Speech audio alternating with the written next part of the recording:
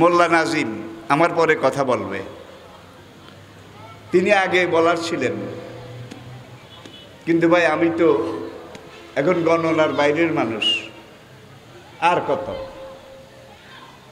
অর্ধ শতাব্দীর বেশি কথা বলতে বলতে এখন জীবন ঘড়ি ইন্টারভেল দেয়। কোরআন যাদের সম্পর্কে বলছে লেখায় লা ইয়ালামা বাদা ইলমিন শাইয়া, কোরআন যেটাকে বলছে আরজালিল উমর, এই পাশের এই ভাইয়ের নামও অনেক সময় মনে থাকে না, ভুলে যাই। এ হলো বর্তমান অবস্থা। লেকুল্লে নাফসি নাজাল, এখন চিন্তা করতেছি কোন সময় সৌদি আরবের একামার মতো খুরুজ লাগাই দেয়, খুরুজ, গেট আউট। এটাই জীবন, এটাই দুনিয়া। তো মোল্লা নাজিম, আমি তো ওল্ড মডেল। আর মোল্লা নাজিমরা আজকে মাঠে ময়দানে যারা কথা বলতেছেন, আলহামদুলিল্লাহ, তারা অধিকাংশ কিন্তু আমার রুহানি ছেলে, আমার রুহানি সন্তান। আমি তাদেরকে ছেলে হিসাবে সম্বোধন করি। একটু আগেও মোল্লা নাজিম বলে যে হুজুর তো আমাদের আব্বা। আলহামদুলিল্লাহ, এটাই ইসলাম।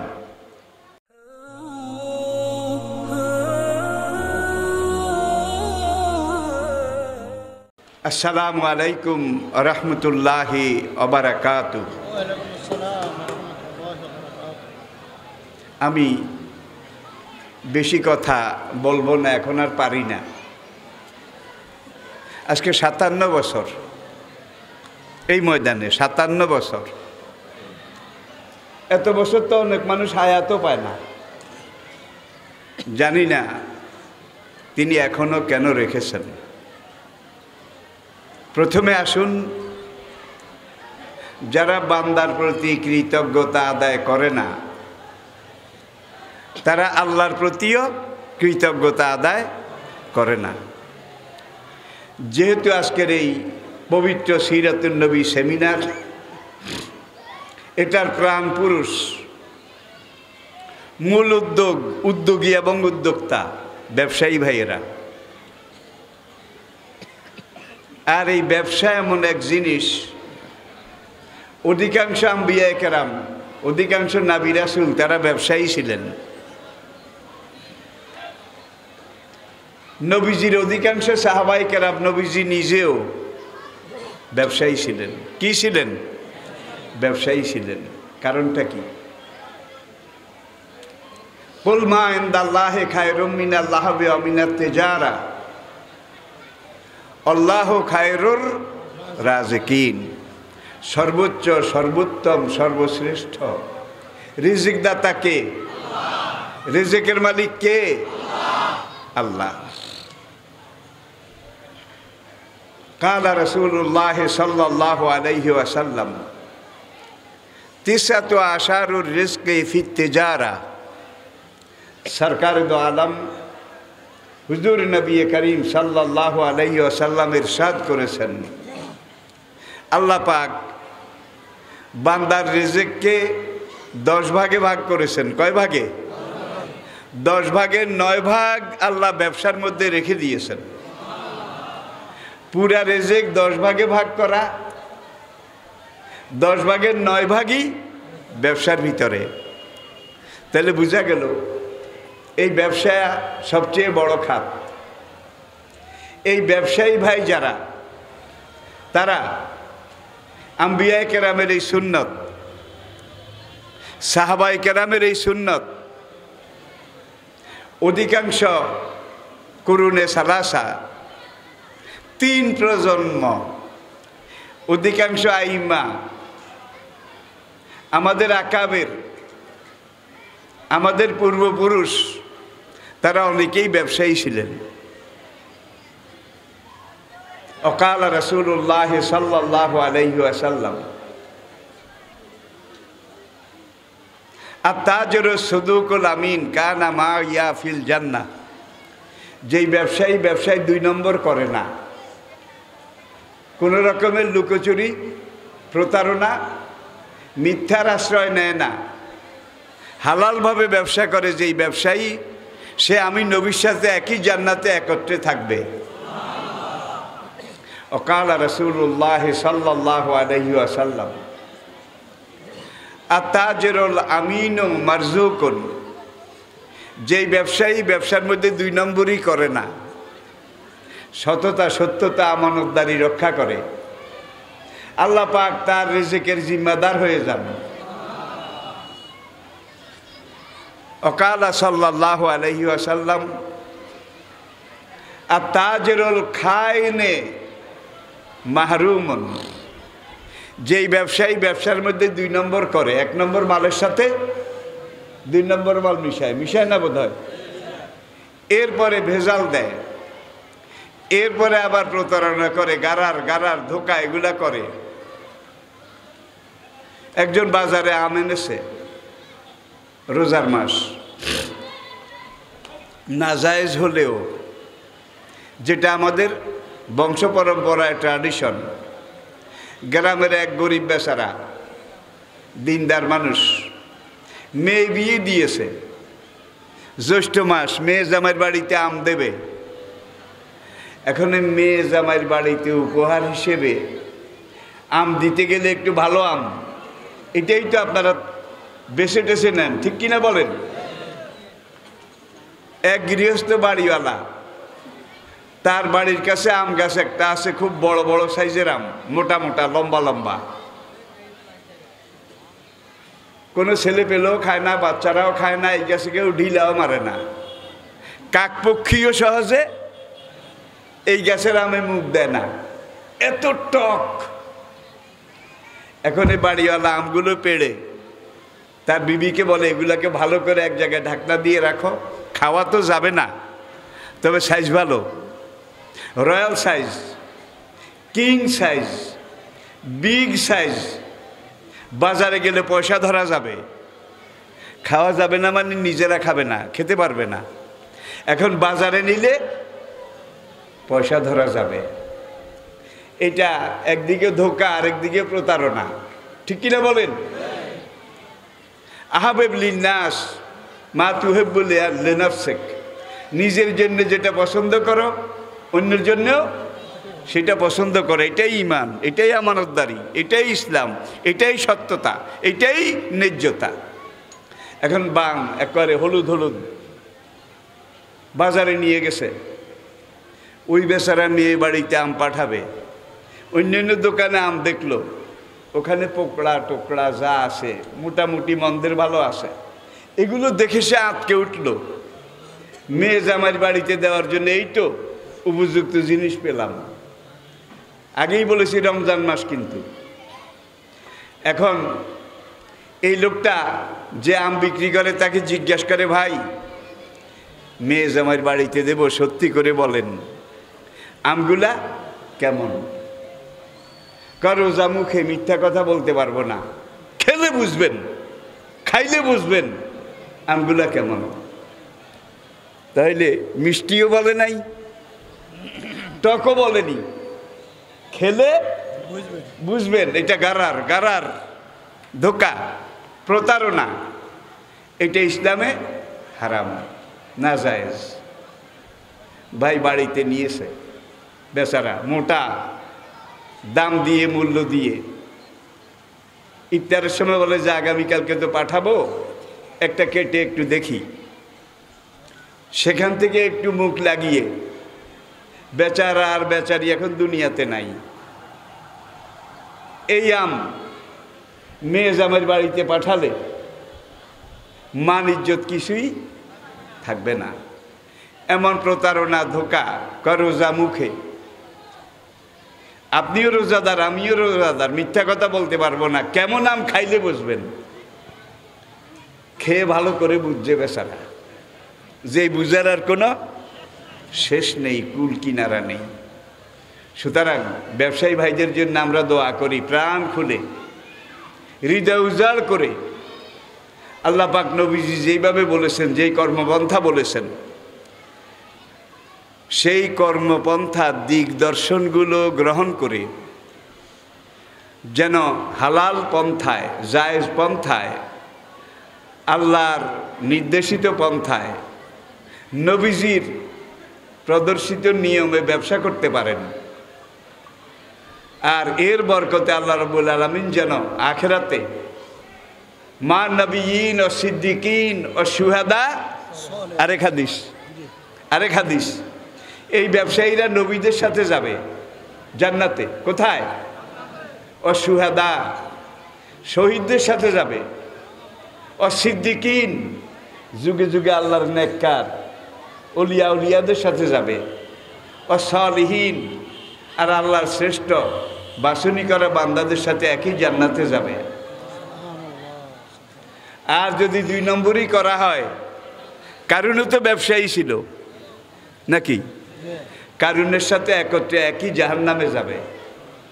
রাস্তা দুটোটা কিন্তু খোলা আছে। ফামান শাআ ফালিউমিন ওয়া মান শাআ, আপনি ইচ্ছা করলে এই পথেও, নবীর পথে, আম্বিয়া কেরামের পথে, আইম্মায়ে কেরামের পথে, এই পথেও যেতে পারেন। আবার ইচ্ছা করলে কারুনের পথেও যেতে পারেন। দ্য মার্চেন্ট অফ ভেনিস নগরীর সেই বণিকের পথেও যেতে পারেন। দ্য উইভার অফ রসডেল নগরীর সেই তাঁতি, তার সাথেও যেতে পারেন। পথ সবগুলোই কিন্তু খোলা আছে। আমরা কোন পথ গ্রহণ করব? কোরআনের পথ, আল্লাহর পথ, রাসূলের পথ, আম্বিয়া কেরামের পথ, ইসলামের পথ। রাজি আছেন? মোল্লা নাজিম আমার পরে কথা বলবে, তিনি আগে বলার ছিলেন, কিন্তু ভাই আমি তো এখন গণনার বাইরের মানুষ। আর কত,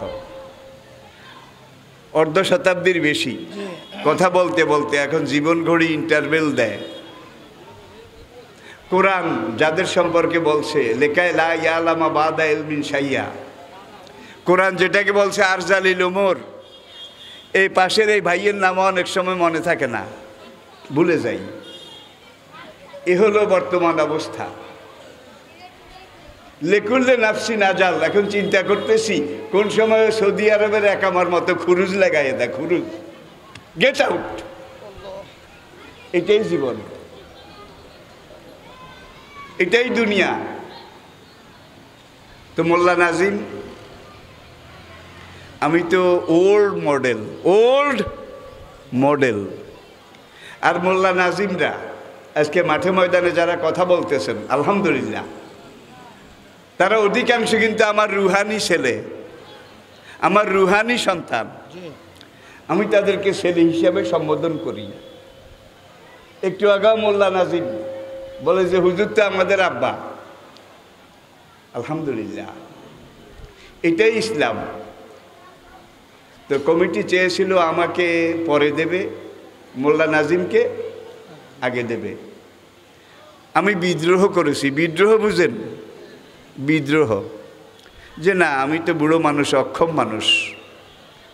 আর মোল্লা নাজিম জাতীয় পর্যায়ে তার একটা গ্রহণযোগ্যতা আছে, একটা সুনাম আছে, শুধু জাতীয় পর্যায়ে না, আন্তর্জাতিক পর্যায়ে।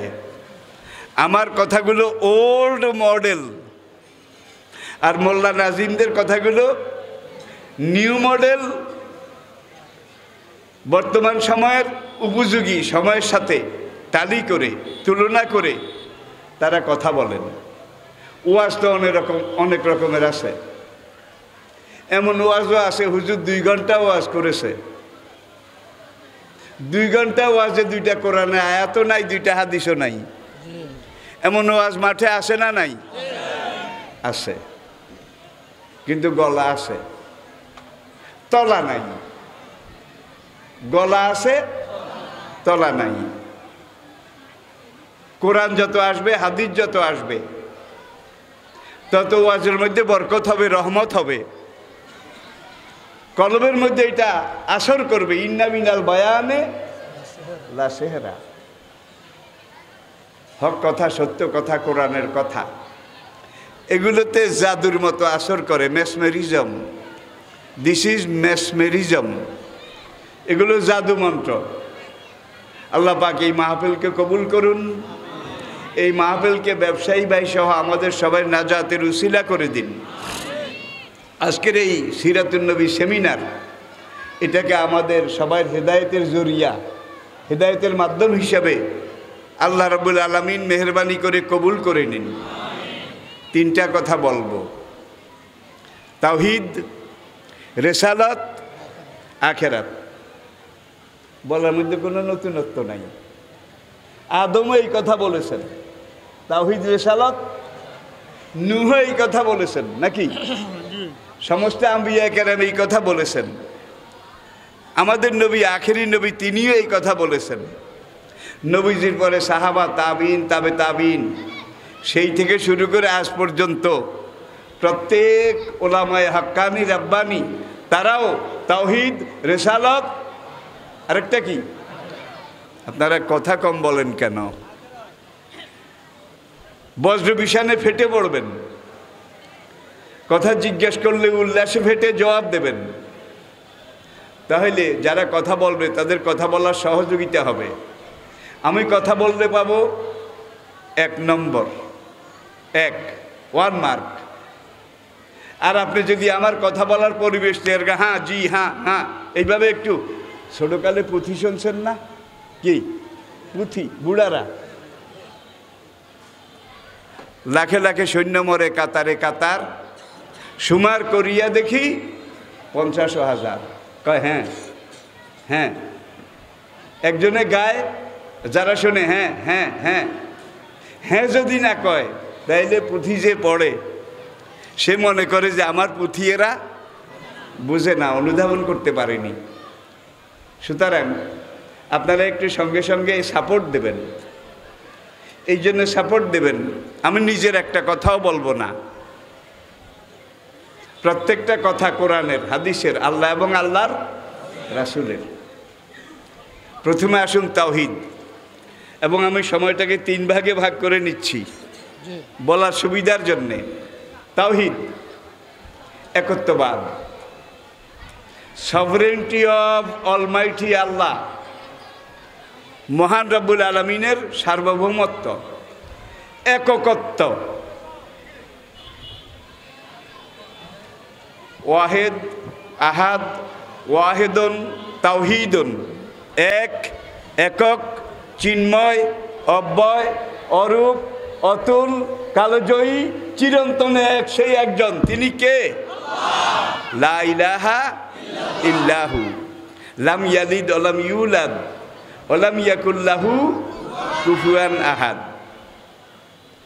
বেদে তাকে বলা হয়েছে স্বয়ম্ভু। স্বয়ম্ভু, তাকে কেউ বানায়নি, তিনি কারো থেকে জন্ম নেননি। স্বয়ম্ভু, নিজে নিজে যিনি আবির্ভূত হয়েছেন। সেই বেদ পুরাণের মধ্যেও সত্যযুগ ত্রেতা যুগে তাকে মানা হয়েছে, জানা হয়েছে। একমে বা দ্বিতীয়াং ব্রহ্মা সর্বাং খলবিদং ব্রহ্মা সর্বধর্মাং পরিত্যজ্য মামেকং শরণং ব্রজ। 3টা শ্লোক বলেছি, 3টাই কিন্তু তাওহীদ। পরবর্তী পর্যায়ে এসে এই তাওহীদ এটাকে ভাগ করে কিছু নিয়েছে দুর্গার ভাগে, কিছু কালীর ভাগে, কিছু সরস্বতীর ভাগে, কিছু কার্তিকের ভাগে, কিছু রামের ভাগে, কিছু অমুক তমুকের ভাগে। পুরা তাওহীদটাকে কি ভাগ বাটোয়ারা করে দেওয়া হয়েছে।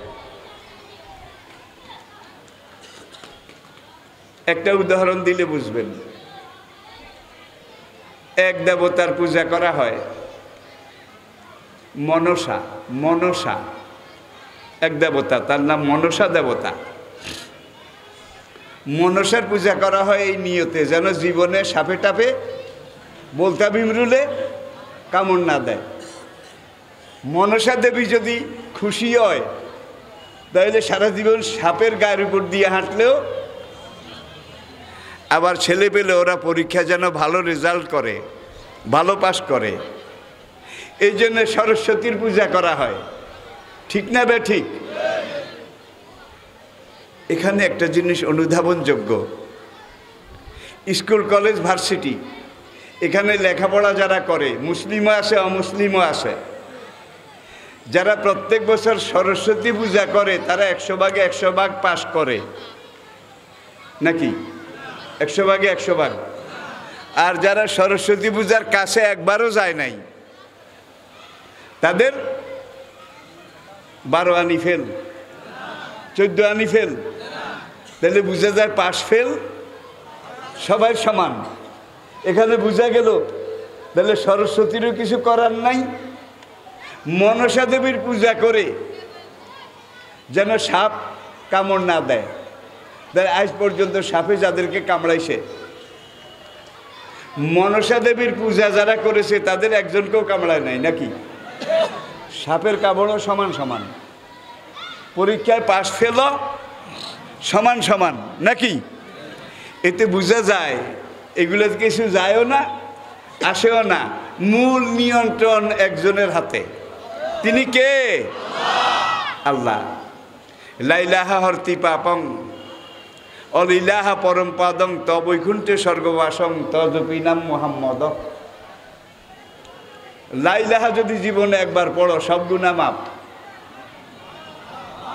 লাইলার সাথে যদি ইল্লাল্লাহ যোগ করো ব্যবসায় বরকত, চাকরিতে প্রমোশন, জীবনের কল্যাণ, অনন্ত জীবন। যদি তুমি স্বর্গ বেহেশত শান্তি লাভ করতে চাও তজপি নাম মুহাম্মদ, তাইলে লাইলার সাথে মোহাম্মদ এই নাম যোগ করে পড়ো। আমি সত্য যুগের কথা বলছি, ত্রেতা যুগের কথা বলছি, দাপর যুগের কথা বলছি। আবার অনেকে কেউ যায় মাটির তৈরি দেবদেবীর কাছে সাহায্যের জন্যে, কেউ পাথরের তৈরি মূর্তির কাছে যায় নাকি? কেউ মৃত বানানো শিবের কাছে যায়, আর কিছু কিছু মানুষ জীবিত শিবের কাছে যায়। জীবিত শিব আছে না নাই? তো ওখানে ওরা তৈরি করা শিব এটার পাও ধোয়া পানি খায়, আর এখানে এরা জীবিত শিব পীর নামে একজন ত্রাণকর্তা, তার পাও ধোয়া পানি খায়। তাহলে বোঝা গেল সেইটাও পূজা, এইটাও আছে না নাই? ইবলিস সে টায়ার্ড হয়নি, রিটায়ারও করেনি, বুড়া হয় নাই। সেদিন যেরকম ছিল আদম হওয়ার সেই জান্নাতের আমলে এখনো ঠিক সেইভাবে আছে। সে তার কাজ করে যাচ্ছে। আল্লাহ কয়জন? সৃষ্টিকর্তা কয়জন? এক মে বা দ্বিতীয়াং ব্রহ্মা সর্বাং খলবিদং ব্রহ্মা সর্বধর্মাং পরিত্যজ্য মামেকং শরণং ব্রজ। বেদের কথা, কুন্তাব সূক্তের কথা।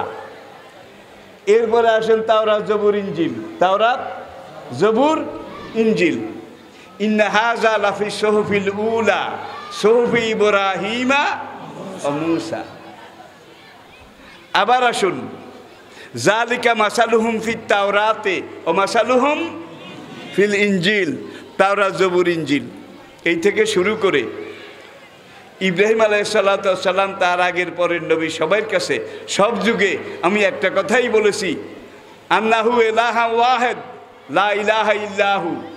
সেই আল্লাহ এক, চিন্ময়, অব্যয়, অরূপ, অতুল, কালজয়ী, চিরন্তন। তিনি একাই একক, একাই পরম, একাই চরম, একাই সব কিছু। আর সেই আল্লাহ পুরাণ হয় না। সে আল্লাহকে বাদ দিয়ে যেসব গয়রুল্লাহ, অখোদা, যেগুলোর পূজা পার্বণ করা হয় এগুলার লাইফ গ্যারান্টি 1 বছর। 1 বছর পরে এগুলাকে পানিতে ফেলে দেওয়া লাগে নাকি? এগুলা টায়ার্ড হয়ে গেছে, ইনভ্যালিড হয়ে গেছে। এখন আর ভক্তদেরকে সহযোগিতা করার, আমার আল্লাহ বুড়া হয়ে গেছে কি লাঠিপথ দিয়ে আনে। হুয়া লাভ ভালো অল আখেরো অজাহেরো অল বাতেন অহুয়া আলা করলে কোটি কোটি বছর আগে তিনি যেমন ছিলেন এখনো ঠিক তেমন আছেন। ফার্সি ভাষায় আল্লাহর ফার্সি তর্জমা খোদা। খোদা, খোদা কর না, খোদ যোগ আ, খোদ যোগ আ, নিজে নিজে যিনি আবির্ভূত। ওই যে স্বয়ম্ভু, একটু আগে বলেছে স্বয়ম্ভু, তাকে কেউ বানায় নাই, তিনি সবাইকে বানিয়েছেন, সৃষ্টি করেছেন। তিনি জীবন দান করেন, রিজিক দান করেন, মান সম্মান দান করেন, আবার অসম্মান বেইজ্জত করেন, তিনি সব কিছুর মালিক একজন। জোরে বলেন কয়জন? ভাই, বিলাতে একবার বার্মিংহাম শহরে একটা সেমিনারে তাওহীদের উপরে আমি বক্তব্য রেখেছিলাম। তাওহীদ, আল্লাহর একত্ববাদ। বক্তব্যের পরে সেই দেশের নিয়ম অনুযায়ী প্রশ্নোত্তর। একজন খ্রিস্টান সাংবাদিক আমাকে প্রশ্ন করলো, অনারেবল মাওলানা, আপনার কথাগুলো যুক্তিপূর্ণ, আপনার কথাগুলো শিক্ষাপ্রদ, কথাগুলো খুব দামি। আপনার কাছে আমার একটা প্রশ্ন, সৃষ্টিকর্তা কয়জন? কয়জন? আমি বললাম, মাই ডিয়ার জেন্টেলম্যান, কয়জন হইলে ভালো হয়? আপনারা তো 3 জন মানেন, যেহেতু আপনি একজন খ্রিস্টান পণ্ডিত। ইয়া, হ্যাঁ, আমরা 3 জন মানি। ইহুদিরা মানে 2 জন। অকালাতিল ইয়াহুদ উজাইর ইবনুল্লাহ, আল্লাহ নিজে এক খোদা, আল্লাহর পুত্র উজাইর আরেক খোদা। তাইলে কেউ 2 খোদা, কেউ 3 খোদা, আবার কেউ যত নর তত নারায়ণ, যত কল্লা তত আল্লাহ, যত জীব তত শিব। আছে না নাই? যত জীব তত শিব। তাহলে পুকুরের বোয়াল মাছও শিব, পুঁটি মাছও শিব। এক শিবে আরেক শিবের বোধা খায় না। যত জীব তত শিব। জাইলা ধোড়া এইটাও শিব, বাউয়া ব্যাঙ্গ শিব। এক শিবে আরেক শিবেরে, এক শিব শক্তিশালী, আরেক শিব দুর্বল। আসলে এগুলো কোনো কথার কথা। এগুলোকে যদি আপনি একটু যুক্তির নিরিখে টালি করেন তাইলে গ্রহণ করার মতো কিছু নাই। আমি সমালোচনা সুরে বলছি না, আমি অমুসলিম ভাইদের বিবেকের কাছে এই যুক্তিপূর্ণ প্রশ্নগুলো রাখছি। আর এই পর্যন্ত যত মুসলমান কনভার্টেড মুসলিম, বিশেষ করে উপমহাদেশে আমরা দেখেছি তারা অধিকাংশ কিন্তু ব্রাহ্মণ। কি ব্রাহ্মণ? ভগবান শিব শক্তি থেকে শুরু করে আজ পর্যন্ত এরা সব ব্রাহ্মণ। কারণ তারা গীতা পড়ে, বেদ পড়ে। কুন্তাব সূক্তের মধ্যে 120টা শ্লোক আছে। কয়টা? 120টা। 120টা শ্লোকের মধ্যে 80টা শ্লোকে আল্লাহ, আল্লাহ রাসূল এবং আখিরাতের কথা বলা আছে। তাইলে তাদের কিতাবে কয় কি আর তারা করে। তো ভদ্রলোক আমাকে বলল যে আসলে স্রষ্টা কয়জন? কয়জন? সে বলে 3 জন। আল্লাহ নিজে এক খোদা, আল্লাহর বউ বিবি মরিয়ম আরেক খোদা নি। আল্লাহ আর আল্লাহর বউ বিবি মরিয়ম, এই 2 জনের মিলনে যেই ছেলে জন্মগ্রহণ করেছে এই ছেলে হইল খোদাই পুত্র। God the Father, God the Mother, God the Holy Ghost, এই 3 জনে মিলে জগৎ চালায়। প্রিয় ভাইয়েরা, একটু বুঝার চেষ্টা করি, আমরা একটু বুঝার চেষ্টা করি, সামনে এগিয়ে যায়। যদি পারেন ঠিক বলেন, শতকিয়াতে অঙ্ক কয়টা? কয় 10টা।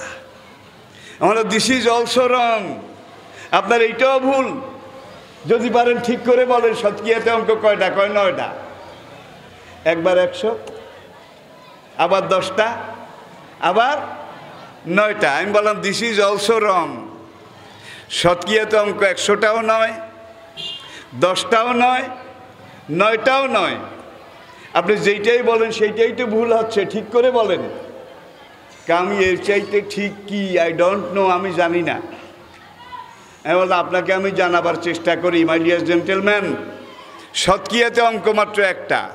1 is 1, 1 is perfect 1। এক চিন্ময়, অব্যয়, অরূপ, অতুল, কালজয়ী, চিরন্তন, চিরশাশ্বত। শতকিয়াতে অঙ্ক মাত্র একটা, সেটার নাম কি? 1। জোরে বলেন। আমি ভদ্রলোককে বুঝাচ্ছি আর কি, আপনাদের সামনে কোট করি। কতক্ষণ বলার পরে ভদ্রলোক বলে, honourable Maulana, what do you mean by with 2? 2 বলতে আপনি কি বুঝেন? আপনি যে বললেন অঙ্ক মাত্র একটা, আর কোনো অঙ্ক নাই, আর কোনো অঙ্ক নাই, একটা 1। তখন আমি বললাম 2 is equal to 1 plus 1 is equal to 2 1 যোগ 1 সমান সমান কি? আমি বুঝতে পারলাম না। Another example please. আমি বললাম মাই ডিয়ার জেন্টলম্যান, আপনি আমাকে বলেন 5 অর্থ কি? 5 অর্থ 5। বলে এত সস্তা নয়, 5 অর্থ 1 5 বার, 1 5 বার লিখে যোগ করলে যোগফল যেটা হবে সেটার নাম কি? আমি বোধহয় বুঝাইতে পারি না, কঠিন হয় নাকি? 1 যোগ 1 যোগ 1 যোগ 1 5 বার 1 লিখে যোগ করলে কি হবে? এটার নাম 5। ভদ্রলোক বলে আমি বুঝি না। আপনি বলেন 6 অর্থ কি? কয় 6 অর্থ 6। আমি বলে এটাও তো আপনার সে আগের কথা, লাভের লাভ কিছু হলো না। 6 অর্থ 6 নয়, 6 অর্থ 1 6 বার। আমি বুঝি না। আমি বললাম আমি 1 মানি না, 1 জানিও না, 1 স্বীকারও করি না, আপনি আমার একটা 2 দেন। কি? 1 জানি না, 1 মানি না, 1 স্বীকারও করি না, আপনি আমাকে একটা 2 দেন। ইয়া ইয়া, ওরা ইয়েসকে বলে ইয়া। হ্যাঁ হ্যাঁ, এতক্ষণে বুঝেছি। 2 দিতে হইলে আগে কি লাগবে? 1 লাগবে। যার জীবনে 1 নাই সে 2 পাবে কোথায় বলেন? 1 আগে মানতে হবে, জানতে হবে। 1 2 বার লিখলে কি হবে? 2 হবে। আমি বুঝি না। আমি আবার বললাম, এই যে ভদ্রলোক, আপনি একটা গাছের আগায় উঠতে হলে আগে গোড়ায় যাওয়া লাগবে, গোড়ায় না গিয়ে আপনি আগায় উঠবেন, এটা কি কল্পনা করা যায়? No never, no never. আমি বললাম তাইলে আবার গোড়ায় আসেন। সৎক্রিয়াতে অঙ্ক মাত্র একটা, আর সব কিছু এই 1 থেকে সৃষ্টি, 1-এর বিস্তৃতি, 1-এর লীলা খেলা। ভদ্রলোক এবার হেসে বলল, মাই ডিয়ার জেন্টলম্যান, অনারেবল মাওলানা, এইবার আপনি যেই যুক্তি দিছেন আসলে 1 না মানলে তো 2ও নাই, 3ও নাই, 4 বোধহয় আছে, একটাও নাই। যার জীবনে 1 আছে তার জীবনে 2 আছে। যে 1ই মানে না সে 2টা পাবে কোথায়? আগে 1 2 বার বলতে হবে, তারপরে কি হবে? 2 হবে। এইবার বলো what do you mean by with 0 0? সৎক্রিয়াতে তো 0 আছে, 0। শূন্যের কি অর্থ করবেন? হলো 0 is equal to 0, 0 is nothing. 0 অর্থ হলো 0, কিছুই না, এটা কোনো 1 পয়সাও দাম নাই। No no never, but 0 is something. এমন no no, but 0 is nothing. আমি বলি 0 নাথিং, 0 কিছুই না। ভদ্রলোক বলে 0 ইজ সামথিং। আমি বললাম এক্সাম্পল প্লিজ। সেটা একটা 1-এর সামনে একটা 0 দিলে 10 গুণ বাড়ে। কত? 1-এর ডান দিকে সামনে একটা 0 দিলে, 0 দিলে কত হয়? 2। 1-এর সামনে 2টা 0 দিলে কয় না, 3টা দিলে, 4টা দিলে তার কথাই নাই। এইভাবে হিসাব করতে করতে million million million billion trillion আপনি হিসাব করতে পারবেন, ঠিক কিনা বলেন? কিন্তু 0 ব্যবহার করতে হইলে আগে কি লাগবে? 1 লাগবে। আমি বুঝি না, আমাকে একটা উদাহরণ দেন। বলে 1 মানেন তো? 1 মানেন তো? মানাইলেন তো? ঠেলা কথা, মানাইলেন তো? আমরা রাইট ডাউন প্লিজ 1। ভদ্রলোক ডায়েরি বের করে 1 লিখলো ডায়েরিতে। আমি বলে এইবার 1-এর বাম দিকে একটা 0 লিখুন, বাম দিকে পেছনে। ভদ্রলোক 1-এর বাম দিকে পিছনে 0 একটা দিল। আমি বললাম রিড ডাউন প্লিজ, কত হয়েছে পড়েন? 0 1। আমরা ইনক্লুড অ্যানাদার, বাম দিকে আরেকটা 0 দেন দিছে। আমরা রিড ডাউন, কত? 0 1। আমরা ইনক্লুড অ্যানাদার, 3টা দেন, কত? 0 1। আমি বললাম আরও দেন, লাভ নাই, 1 is 1, পারফেক্ট 1। দেখা যায় 0-র কোনো দামই নাই। একটু পরে আবার 0টা বাম দিকে দিয়ে তো আমার ঠেকাইছেন। হুজুর, আপনার যদি সৎসাহস থাকে তাহলে 0টা ডান দিকে 1-এর সামনে দেওয়ার, এমন খুশি হন নাকি? কয় ইয়া ইয়া বাম দিকে ডান দিকে দেওয়ান। বলে এটা কার্টুন, আবার লিখুন ওয়ান। আবার লিখলো। এমন এইবার ওয়ান, তার ডানে ইন রাইট সাইড একটা জিরো লিখুন। লিখছে। ভাই এখন খালি হাসে, দিস ইজ 10 10 10। চিটাঙ্গের লোকেরা একবারে খুশিতে ফটফটতে হয়ে গিয়ে, ফটফটতে হয়ে গিয়ে কেইছে 10 10 শূন্য একটা দিছি 10। আমি বলে অ্যানাদার প্লিজ, আরেকটা দেন। কয় দিস ইজ 100। বলে অ্যানাদার প্লিজ। কয় দিস ইজ 1000 1000। আমি বলে এইবার আমি আমার এক উডাই নিলাম। আমি বললাম read down please. All or nothing, all or nothing, কিচ্ছুই না, কিচ্ছুই না। তাহলে এককে যদি মানেন, এককে যদি জানেন, এককে যদি জীবনে গ্রহণ ধারণ করেন, তাহলে আপনার জীবনের যোগ ঠিক, বিয়োগ ঠিক, পূরণ ঠিক, ভাগ ঠিক, হিসাব ঠিক, অঙ্ক ঠিক, সংসার ঠিক, দুনিয়াদারি ঠিক, সব কিছু ঠিক। আর যদি এককে না জানেন, এককে না মানেন, তাহলে আপনার জীবনে ডাইনেও শূন্য, বামেও শূন্য, শূন্য শূন্য মহাশূন্য। আপনার জীবনের এক পয়সা, এক কানাকড়িও দাম নাই। জোরে বলেন ঠিক কিনা? সে এক আল্লাহকে মানতে রাজি আছি তো? রেসালত, নবুয়ত, তিলকার রসুলো ফাদ্দালনা বাদুহুম, কয় না বাদুহুম আলা বাদ। তৃতীয় পারা শুরু, দেখে নেবেন। এক এক রাসূলের, এক এক নবীর এক একটা এক এক রকম বৈশিষ্ট্য ছিল। আদম থেকে হুজুরের আগের নবী ঈসা আলাইহিস সালাম পর্যন্ত হাজার হাজার হাজার হাজার বছরে এক একজন নবীকে আল্লাহ এক একটা বৈশিষ্ট্য দিয়েছিলেন।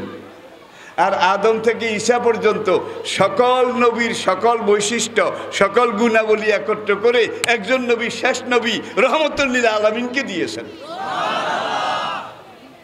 আমি আবার বলছি, আই রিপিট, আদম থেকে ঈসা পর্যন্ত যুগে যুগে এক এক নবীর এক একটা বৈশিষ্ট্য গালেব ছিল। আর আমাদের নবীকে আল্লাহ পাক যে রিসালত পরিপূর্ণ, যে সিরাতুন নবী পরিপূর্ণ, আদম থেকে ঈসা পর্যন্ত সকল যুগে সকল নবীকে যত গুণাগুণ বৈশিষ্ট্য দিয়েছিলেন, আমাদের নবীর ভিতরে একা এর সব কিছু আল্লাহ দিয়েছেন। এই জন্য আমাদের নবী সাইয়্যিদুল আম্বিয়া, আমাদের নবী সাইয়্যিদুল মুরসালিন, ঠিক কিনা বলেন? আদম আলাইহিস সালাম নবী ছিলেন, তার 4টা প্রজন্ম আদম দেখেছেন। কয় প্রজন্ম? 4টা। ছেলে, ছেলে ছেলে, তার ছেলে, তার ছেলে, নাতি পুতি সাথী লাডি, নাতি পুতি সাথী লাডি, এই 4টা প্রজন্ম, 4টা জেনারেশন আদম দেখেছিলেন।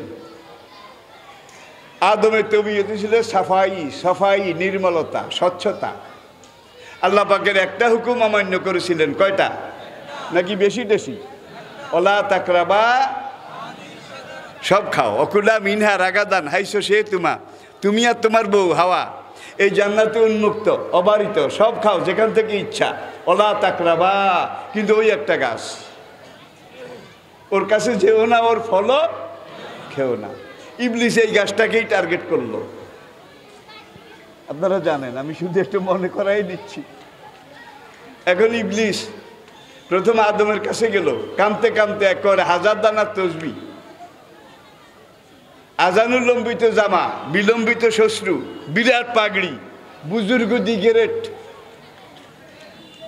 পীর সাহেব দি গ্রেট, এই সুরত নিয়ে তসবিহ পড়তে পড়তে বেহেশতের ড্রেনের ভিতর দিয়ে ঢুকেছে। কেমন হুজুর? ড্রেনের ভিতর দিয়ে ঢুকে এখন আদমের সামনে গিয়ে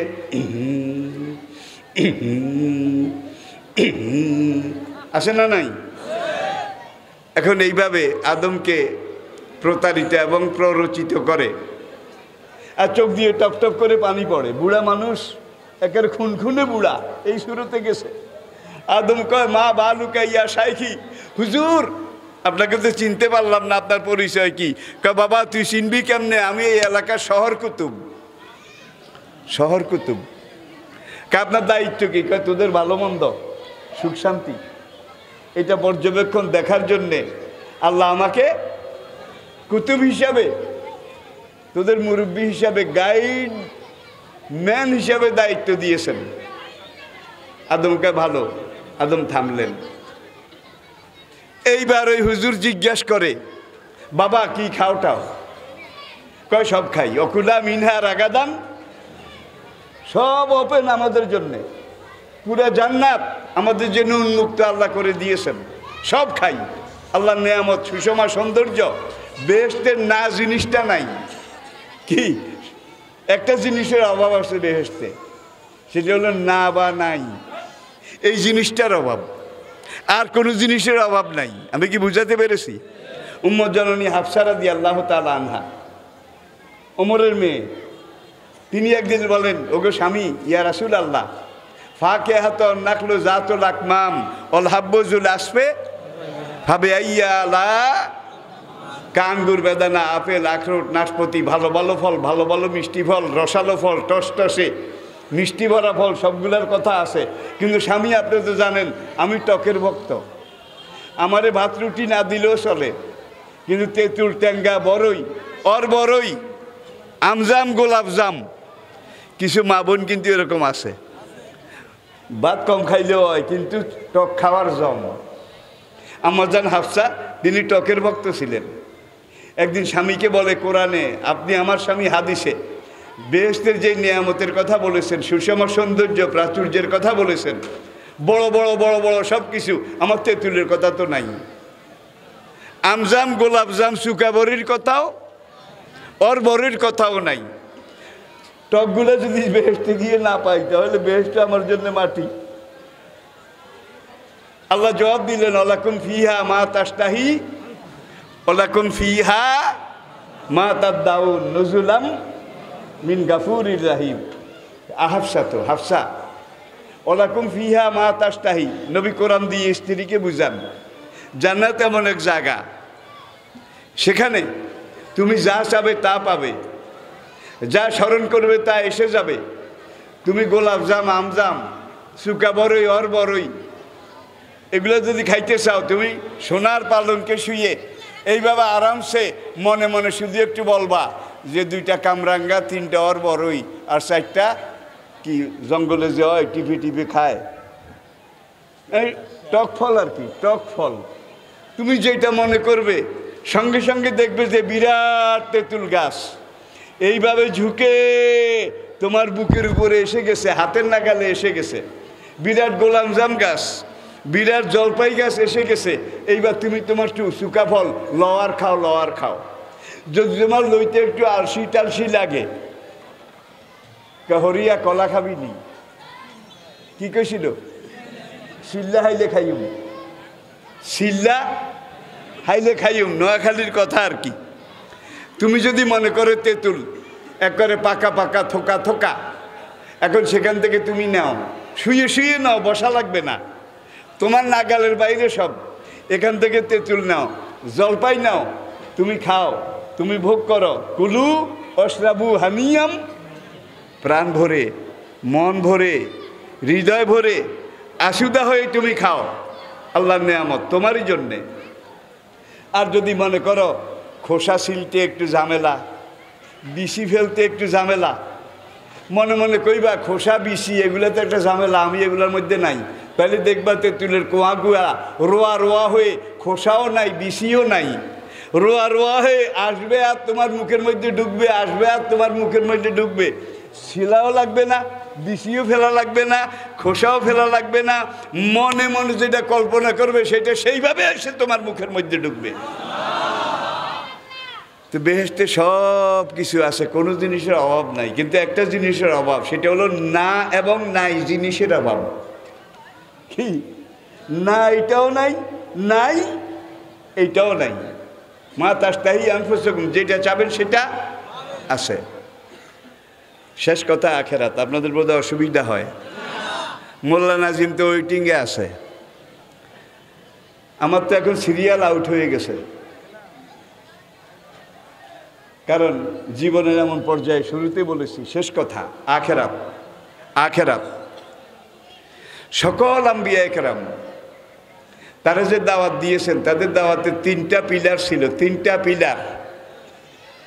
ইয়া কাওমে ইবুদুল্লাহ মা লাকুম মিন ইলাহিন ইন্নী আখাফু, হু এম আই, কে আমি, হোয়াট ইজ মাই আইডেন্টিফিকেশন, আমার পরিচয় কি, ইন্নী আখাফু, আল্লাহর পক্ষ থেকে আমি একজন নবী হিসাবে, প্রেরিত হিসাবে, একজন প্রেরিত প্রতিনিধি হিসাবে তোমাদের ব্যাপারে আশঙ্কা করছি কিসের, আযাবা ইয়াউমিন আযীম।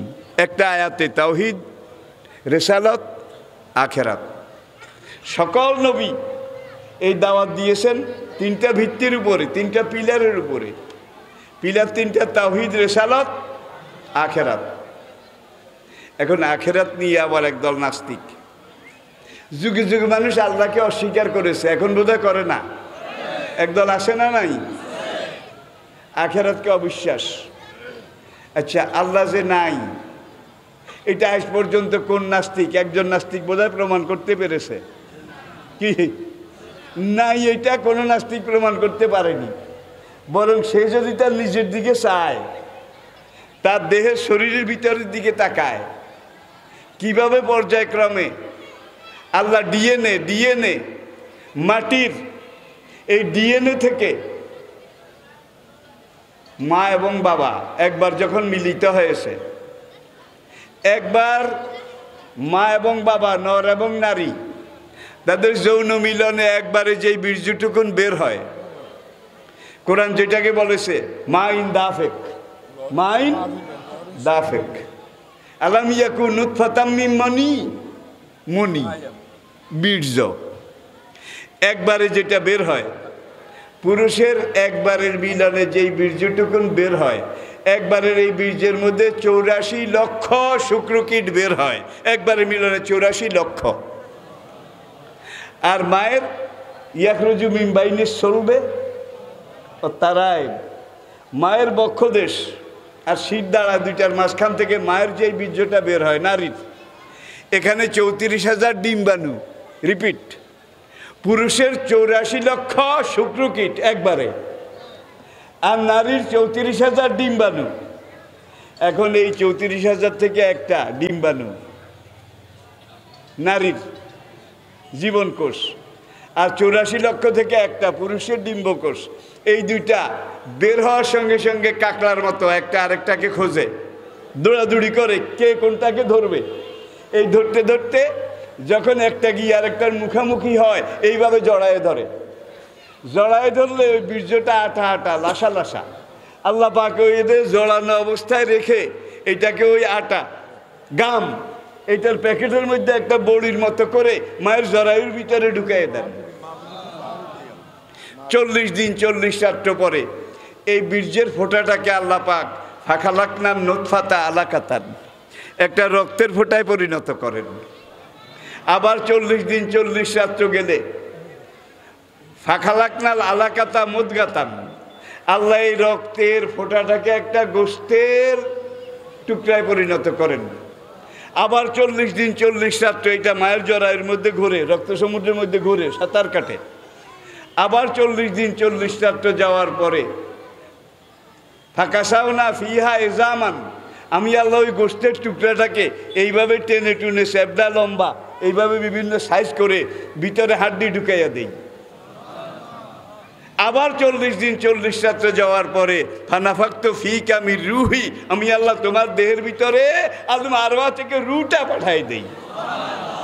এই রুকে আজকের বিজ্ঞানী, চিকিৎসা বিজ্ঞানী তারা বলছে ফিটার, ফিটার জীবনের স্পন্দন। রুটা যতক্ষণ আছে আপনার জীবন আছে, ঠিক কি না? রুটা যখন আলাদা হয়ে যায় আপনার জীবন শেষ, আপনার শরীর তখন পচতে থাকবে। আর এই রুট শরীর থেকে পচতে দেয় না। রু আর শরীর এই দুইটার মিলনে একটা মানুষ, একটা দেহ। রুহের কোনো মৃত্যু নাই, ধ্বংস নাই। দেহটার মৃত্যু আসে, ধ্বংস আসে, পচে যাওয়া আসে, মাটিতে মিশে যাওয়া আসে, ঠিক কিনা বলেন? রু যখন দেহকে ছেড়ে চলে যায় তখন এই দেহের মধ্যে পচন ক্রিয়া, দুর্গন্ধ শুরু হয়, যার জন্য তাড়াতাড়ি কি করা লাগে? ফাতাবারাকাল্লাহু আহসানুল খালিকিন। ভাই তাহলে আমাদের সামনে পরকাল আছে কি না? যখন মরে যাব আমাদেরকে দাফন করা হবে, কবর। আল কবর আউয়ালু মানজিলিম মিন মানাজিলিল আখিরাহ। আখিরাত পরকাল, দুনিয়া জীবন 60 বছর, আর কবরে যাওয়ার পরে যেই জীবন আসতেছে সেটা 60 বছর, 60,000, 60 লাখ, 60 কোটি, 60,000 কোটি, 60 বিলিয়ন কোটি, 60 ট্রিলিয়ন কোটি, কোনো শেষ নাই। সেই পরকালের জীবনের শুরু আছে, শেষ নাই। তাহলে এই 60 বছরের জীবনে আপনাকে কামাই করতে হবে, রোজগার করতে হবে, বেঁচে থাকার জন্যও করা লাগবে হালাল পন্থায়, ঠিক কিনা বলেন? এই 50, 60, 70 বছরের জীবনে আপনাকে পরকালিটাকেও কামাই করতে হবে, রোজগার করতে হবে। আর এই পরকালিটার সাথে সম্পর্ক রেখে আপনি যদি জীবন পরিচালনা করেন, আয় রোজগার করেন, চাকরি বাড়ি করেন, ব্যবসা বাণিজ্য করেন, তাইলে এই ব্যবসা বাণিজ্য, আয় রোজগার, এটার মধ্যে দুইটা পন্থা আছে, একটা জায়েজ আর একটা। তাহলে আমরা কোনটাকে গ্রহণ করব? ঘরে ঘরে সুদ ঢুকে গেছে, খবর নিয়ে দেখেন গ্রামে গ্রামে। একদিকে বাড়ি বাড়ি ভিক্ষা করে, আরেকদিকে এই ভিক্ষুক, এই ভিখারিনী সুদের উপরে টাকা লাগায়। আপনাদের এলাকায় হয়তো নাই, আছে? আছে। এরপরে দেখুন ঘরে ঘরে সুদ ঢুকে গেছে। সবচেয়ে সিরিয়াস যেটা, কোনো জাতি, কোনো দেশ, কোনো সম্প্রদায়, কোনো জেনারেশন, এটার যদি 12টা বাজাইতে হয়, এইটাকে যদি আগামী দিনের জন্য নষ্ট করা, শেষ করার পরিকল্পনা করা হয়, তাহলে এই যুগে সবচেয়ে যেটা মারাত্মক মারণাস্ত্র সেটা হলো নেশা। কি? আজকে যুবক তরুণ তারা নেশার মধ্যে, অনেকেই, সব না, অনেকেই আছে না নাই? আছে না নাই? কুল্লু মস্কার হারাম, শেষ কথা। আপনি যখন এই নেশাটা খাবেন, আল্লাহ এই জন্য হারাম করেছেন। গাঁজা, আফিং, ভাং, মদ, তারপরে হিরোইন, ইয়াবা, পপি, আরও নাম না জানা অনেক অনেক অনেক যুবক আজকে এটার মধ্যে আসক্ত, ঠিক কিনা বলেন? আর এই মদ, গাঁজা, ফেন্সিডিল, ইয়াবা এগুলো খেলে আল্লাহ এই জন্য হারাম করেছেন। প্রথম আপনার হার্টে অ্যাটাক করে, এরপরে আপনার লিভারে অ্যাটাক করে, এরপরে আপনার কিডনিতে অ্যাটাক করে, এরপরে আপনার গোল ব্লাডারে অ্যাটাক করে, আপনার লাংস, ফুসফুসের মধ্যে অ্যাটাক করে, সর্বশেষ রক্তের মধ্যে গিয়ে যখন অ্যাটাক করে তখন কিডনিটা বিকল হয়ে যায়। এইগুলো যখন বিকল হয়ে আসে, 40 বছর হলো যৌবন, 40 পর্যন্ত যৌবন, তারা যুবক। আমার এলাকায় এইভাবে নেশা খেয়ে 40-এর আগে কয়েকজন মরে গেছে। কিন্তু এই নেশা খেয়ে আরেকটা মারাত্মক যেটা, যুবক ভাইয়েরা অ্যাটেনশন প্লিজ, আমার কাছে কত রকমের মানুষ আসে। কিছুদিন আগে এক মহিলা আসলেন, হুজুর আমি এখন কি করব? মা কি বলেন, কি বলতে চান? কয় ছেলেটারে এর আগে 2টা বিয়ে করাইছি, একমাত্র ছেলে, 2টা বউ চলে গেছে, এখন আবার আরেক জায়গায় দেখতেছি, এখন এরা রাজি হয় না। আমরা কেন রাজি হয় না? কারণটা কি? কয় 2 বউ চলে গেছে, 3য় পক্ষ রাজি হয় না। কয় আর হলার বলে সেইটা নাই, সেইটা বুঝছেন কি যুবক ভাইয়েরা? আমি একটা সিরিয়াস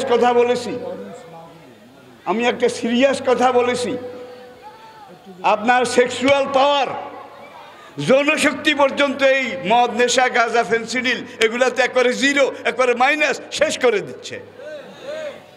এরপরে যারা কিডনি দুর্বল, হার্ট দুর্বল, বাল্ব দুর্বল, এরা আগামী দিনে এই যে এখন এই নির্বাচনের কাজ শুরু হয়েছে, আপনারা যখন এনাদের মতো আমাদের মুরব্বী হবেন, বাবা হবেন, তখন কিন্তু আপনাদের heart affected, bulb affected, liver affected, প্রত্যেকটা অঙ্গের মধ্যে উলিয়ে ধরেছে গুনগুন্না। গুনগুন্না ছিলেন তো?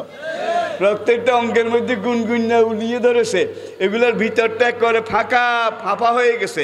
এখন আপনি নিজের ভালো মন্দ বুঝতে পারেন না, চলতে পারেন না, জাতির নেতৃত্ব আপনি কিভাবে দেবেন? যার জন্য দাজ্জালের সর্বপ্রথম সবচেয়ে বড় পরিকল্পনা হলো মুসলমানরা যেই জিনিসগুলো নিষেধ করেছে এগুলোকে আগে সেখানে ঢুকায় দাও।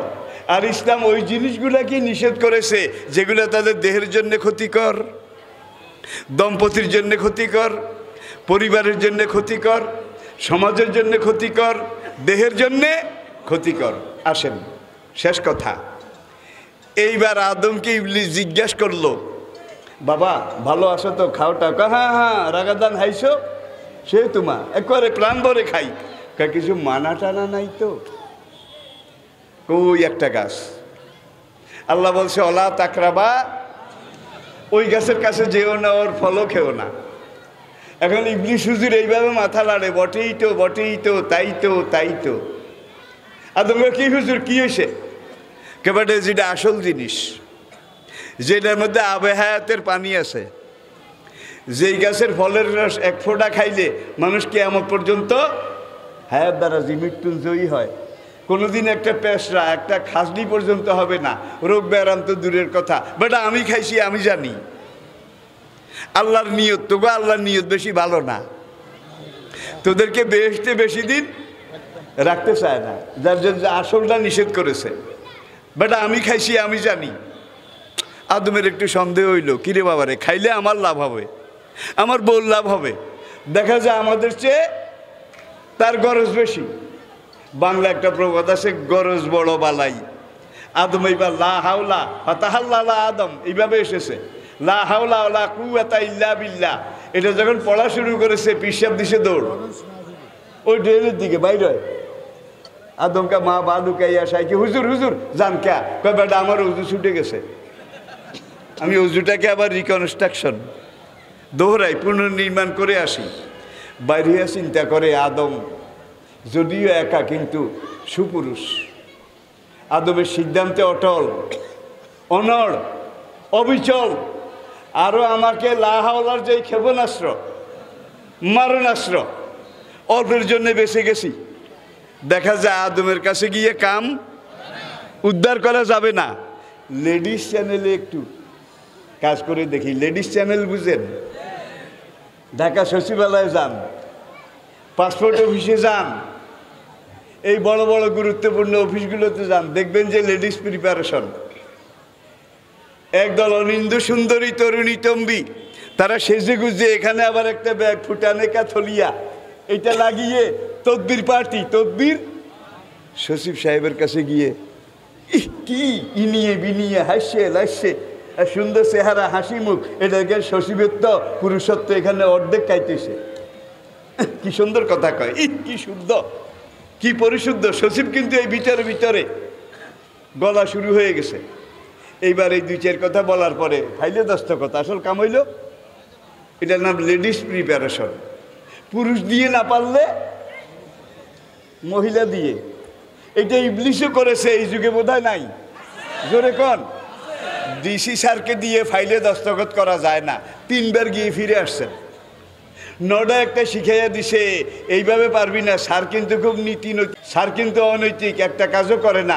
তুই একটু স্যারের বউর লগে কথা কও, স্যারের বউরে যদি রাজি করতে পারস, স্যার যত তাল গাছ, যত বিরাট গাছ হোক, বউ যদি একবার স্যারেরে কয়, কিল্লা ফতে আসে না নাই? যেরকম আসে না নাই? এটাকে বলা হয় লেডিস প্রিপারেশন। এখন ইবলিস, হাওয়া ছিলেন আরেক জায়গায়, এখন কাঁদতে কাঁদতে জিকির করতে করতে মা হাওয়ার কাছে গেছে। এখন ইবলিসের চোখ দিয়ে পানি পড়তে পড়তে দাড়ি ভিজে গেছে। ইবলিস হুজুরের কান্দা দেখে মা হাওয়াও কাঁদে। কি আদমের কাছে গিয়ে এত কাঁদলো, এত কিছু করলো, আদম তো কাঁদে নাই।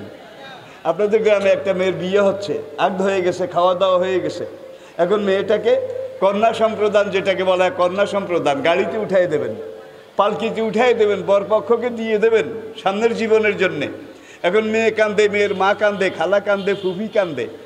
আশপাশের বাড়িতে মেয়েরা, মহিলারা তামসা দেখতে আসছে, ওদের কান্দন দেখে তারাও কান্দে। পুরুষ কিন্তু একজনও কান্দে না, ঠিক না বেশি? এনসাইক্লোপিডিয়া ব্রিটানিকা লিখেছে, একজন পুরুষ 1 ঘন্টা নিঃশ্বাস প্রশ্বাসে যেই পরিমাণ অক্সিজেন ব্যবহার করে, একজন নারী গড়ে ব্যবহার করে তার অর্ধেক। ইসলামের ফৌজদারি আইনে একজন পুরুষের সাক্ষীর সমান কি দুইজন নারী অধিকার খর্ব করা হয় নাই।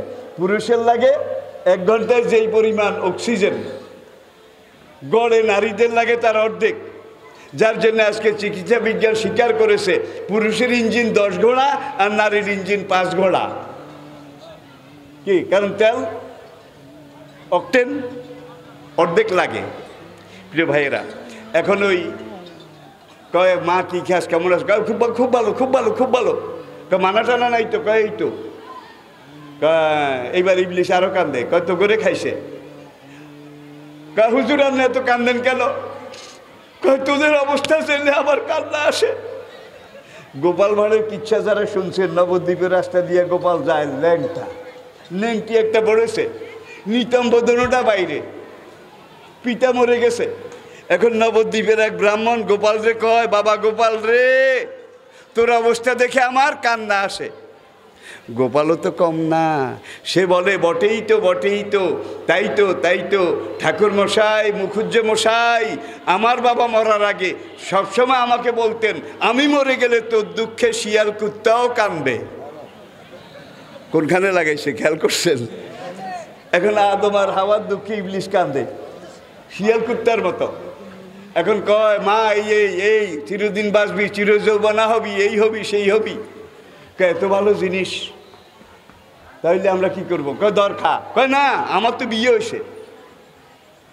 আল্লাহর আইন হলো বিয়ে হলে স্বামীর অনুমতি ছাড়া যাওয়া যাবে না, খাওয়া যাবে না, কিছু করাও যাবে না। একটা মশলা শিখে নিলেন কিন্তু।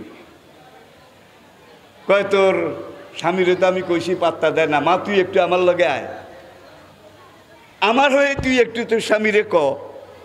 এবার হাওয়ারে লইয়া গেছে কার কাছে? আদম যেখানে তাশরিফ রেখেছেন সেখানে গিয়ে